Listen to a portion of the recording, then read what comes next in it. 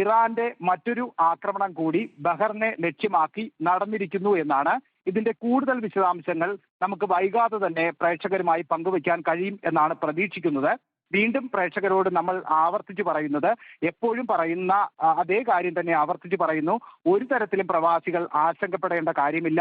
ഒപ്പം തന്നെ ഈ നാട്ടിലുള്ള പ്രവാസി കുടുംബങ്ങളും ആശങ്കപ്പെടേണ്ട സാഹചര്യമില്ല. ഒരു തരത്തിലും ഈ ജനവാസ മേഖലകളെ ലക്ഷ്യം വെച്ച് ആക്രമണം നടത്തുമെന്ന് ഒരു ഘട്ടത്തിൽ പോലും ഇറാൻ പറഞ്ഞിട്ടില്ല. അവർ എപ്പോഴും ലക്ഷ്യമിടുന്നത് വിവിധ ഗൾഫ് രാജ്യങ്ങളിലെ US-ന്റെ സൈനിക കേന്ദ്രങ്ങളെ മാത്രമാണ്. പ്രധാനമായും ഈ സൈനിക കേന്ദ്രങ്ങളൊക്കെ പ്രവർത്തിക്കുന്നത് ജനവാസ മേഖലകളിൽ നിന്ന് വളരെ അകലെയുമാണ്. അതുകൊണ്ട് തന്നെ ഈ പ്രവാസികൾ ഒരു തരത്തിലും ആശങ്കപ്പെടേണ്ടതില്ല.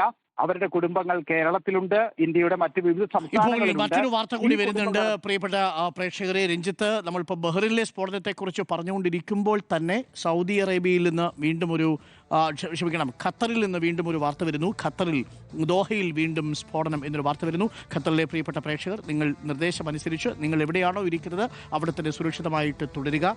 ദോഹയിൽ വീണ്ടും സ്ഫോടനം എന്ന ഒരു റിപ്പോർട്ട് കൂടി വരുന്നുണ്ട്. നമ്മൾ റോയിട്ടേഴ്സിൻ്റെയും അൽ ജസീറയുടെയും നമ്മൾ വേരിഫൈഡ് ആയ അന്തർദേശീയ വാർത്താ ഏജൻസികളുടെയും ഒപ്പം ഈ രാജ്യങ്ങളിൽ നമ്മൾ തന്നെ ഇപ്പോൾ നിയോഗിച്ചിരിക്കുന്ന നമ്മളുടെ ഈ വാർ റിപ്പോർട്ടിങ്ങിന് വേണ്ടി നിയോഗിച്ചിരിക്കുന്ന വിശ്വസ്തരായ പ്രാദേശിക റിപ്പോർട്ടർമാരുടെയും മാത്രം വിവരങ്ങളാണ് പ്രേക്ഷകരുമായിട്ട് പങ്കുവെച്ചുകൊണ്ടിരിക്കുന്നത്. ഇപ്പോൾ വരുന്ന വിവരമനുസരിച്ച് ദോഹയിൽ വീണ്ടും സ്ഫോടനം എന്നൊരു വാർത്ത കൂടി വരുന്നുണ്ട്. ദൃശ്യങ്ങൾ കിട്ടുന്ന മുറയ്ക്കത് പ്രേക്ഷകരിലേക്ക് നമ്മൾ നൽകാം.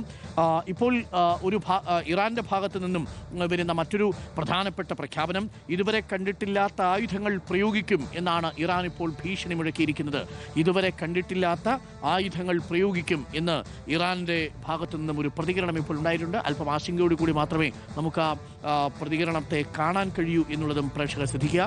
പ്രിയപ്പെട്ട പ്രേക്ഷകരെ, ഇപ്പോൾ വരുന്നൊരു വാർത്ത അതാണ്. ഒരുപക്ഷെ ഹോർമൂസ് കടലെടുക്ക് അടയ്ക്കുന്നതിനെക്കുറിച്ച് ഇറാൻ ആലോചിക്കുന്നു എന്നുള്ളൊരു വിവരം കൂടി വരുന്നുണ്ട്. ഇപ്പോഴും ഇതുവരെയും അടച്ചിട്ടില്ല എന്നതും പ്രത്യേകം ശ്രദ്ധിക്കുക.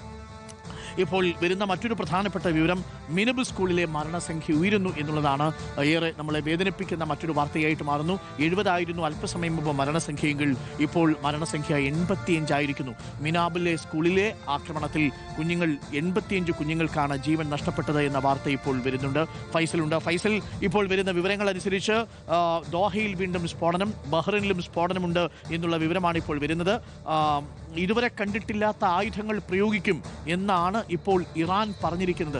ഞെട്ടിക്കുന്ന വിവരമാണ്. നമ്മളെ സംബന്ധിച്ച് അത് അല്പം ആശങ്കയുള്ള ഒന്നുകൂടിയാണ്. അവിടെ ആണവായുധം പൂർണ്ണമായി ഇറാന്റെ കയ്യിലില്ല. ഇറാന്റെ ഒപ്പമുള്ള സമ്പുഷ്ടീകരിച്ച യുറേനിയം അതല്പം ആശങ്കയുണ്ടാക്കുന്ന ഒന്നാണ്. പക്ഷേ അത്യാധുനികമായിട്ടുള്ള മിസൈലുകൾ അവരുടെ കയ്യിലുണ്ട്. ബാലിസ്റ്റിക് മിസൈലുകളുടെ വലിയ ശേഖരമുണ്ട്. ആണവ പോർമുനകൾ പൂർണ്ണമായിട്ടും അവർ വികസിപ്പിച്ചിട്ടില്ലെന്നാണ് നമ്മൾ മനസ്സിലാക്കുന്നത്. ഇതുവരെ കണ്ടിട്ടില്ലാത്ത ആയുധങ്ങൾ പ്രയോഗിക്കുമെന്ന് ഇറാൻ പറയുമ്പോൾ അത് ആശങ്കയല്ലേ? തീർച്ചയായും ഡോക്ടർ അരുൺകുമാർ, റഷ്യ ടിവിക്ക് നൽകിയ അഭിമുഖത്തിലാണ് IRGC-യുടെ ഒരു കമാൻഡർ ഇത്തരത്തിലുള്ള ഒരു പ്രതികരണം നടത്തിയിരിക്കുന്നത്. ലോകം ഇതുവരെ കണ്ടിട്ടില്ലാത്ത തരത്തിലുള്ള ആയുധങ്ങൾ IRGC പ്രയോഗിക്കും, അതിന് കാത്തിരിക്കുമെന്നുള്ള രീതിയിലാണ് അദ്ദേഹത്തിന്റെ പ്രതികരണം വരുന്നത്. എന്തായാലും മേഖലയൊന്നാകെ വലിയ ആശങ്ക പടർത്തിക്കൊണ്ട് ഒന്നിനു പിറകെ ഒന്നായി വീണ്ടും ഇറാന്റെ ആക്രമണങ്ങൾ ഉണ്ടാകുകയാണ്. ഇപ്പോൾ വീണ്ടും ദോഹയിൽ ആക്രമണം നടക്കുന്നു. അതിന് പിന്നാലെ